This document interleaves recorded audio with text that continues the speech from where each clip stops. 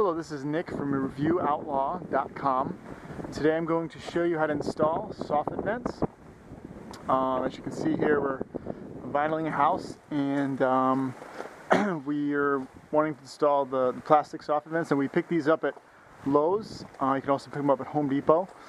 And so I'm going to show you how to get that installed. Now, this side of the house we haven't started on yet. So we have the house already Tyvexed.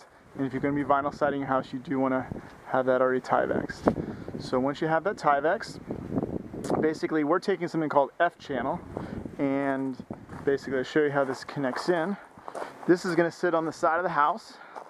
Then you have your soffit vent right here, which is going to click right in here.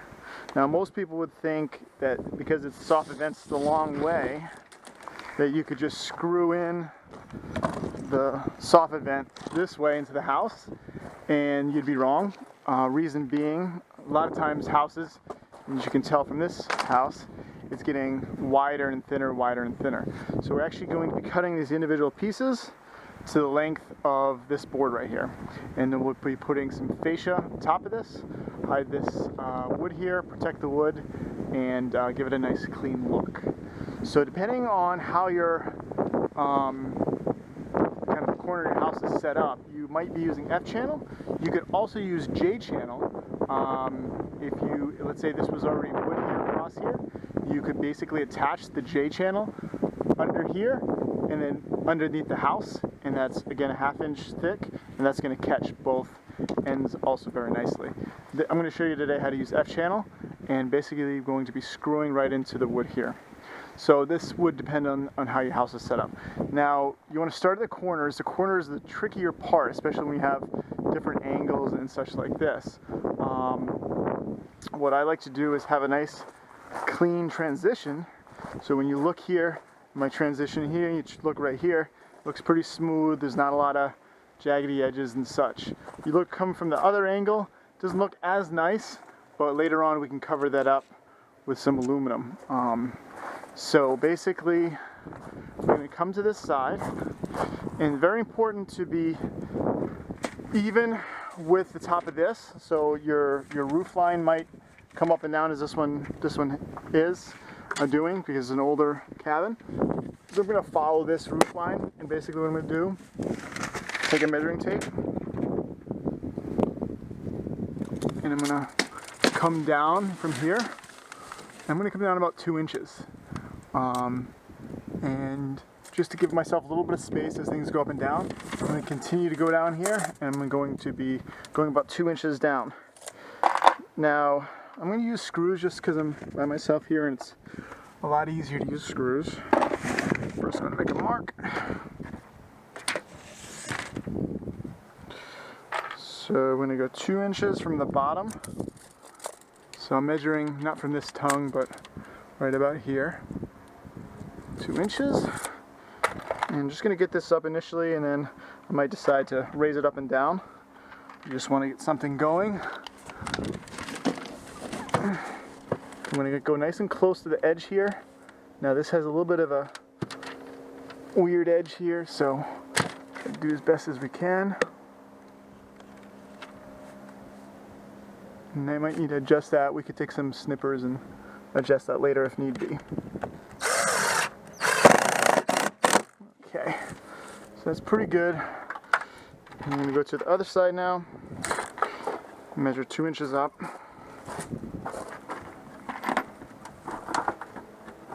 And when you're working on uneven ground, it's a little tricky to work with here.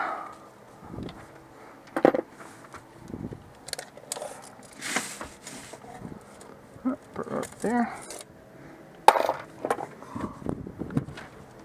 It's just to give me a starting, and then I can adjust later on. Recheck my measurements.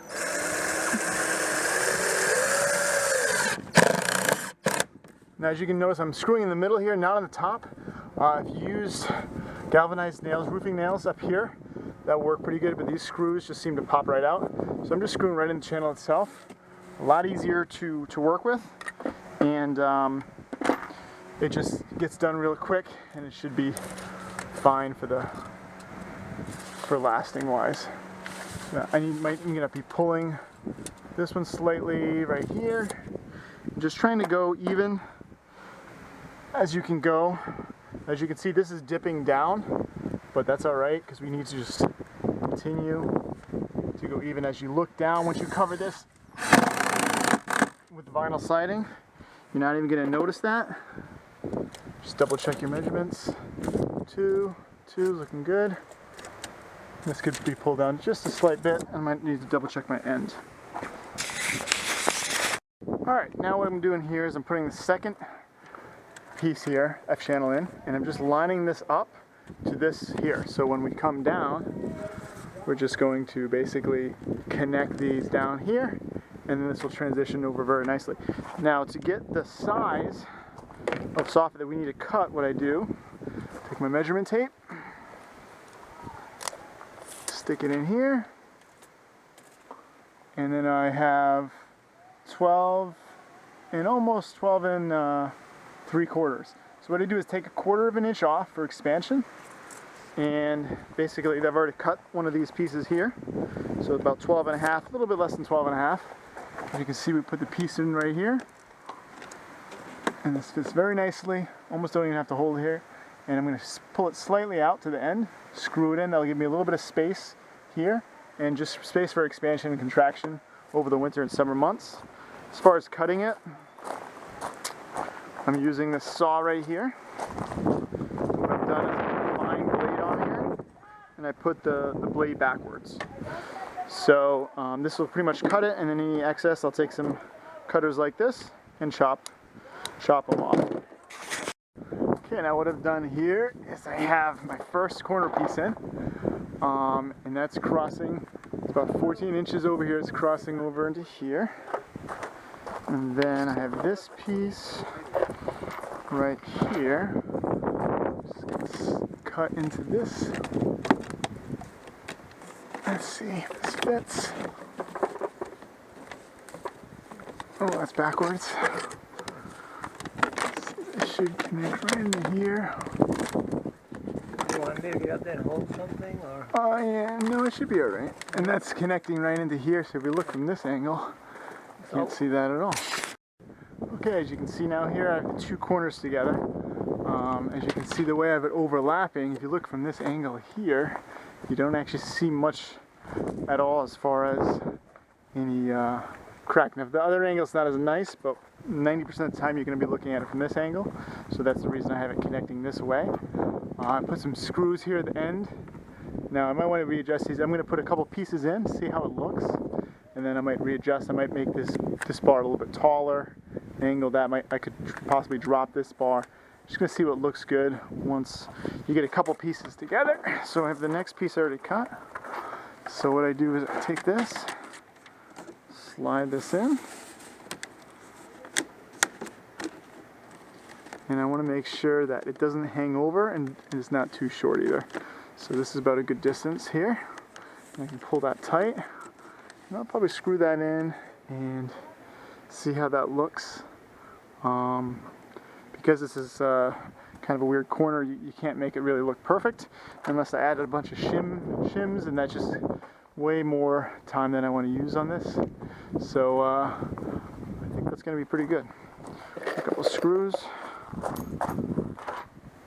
I'm going to put these, I skip every other one generally.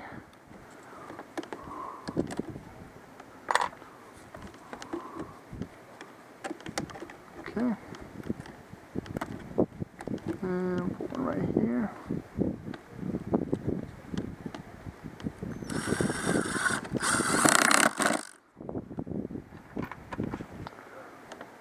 And generally I skip every other one here, so I just put one in here.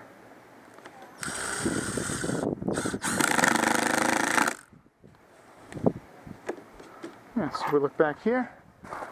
That looks pretty good.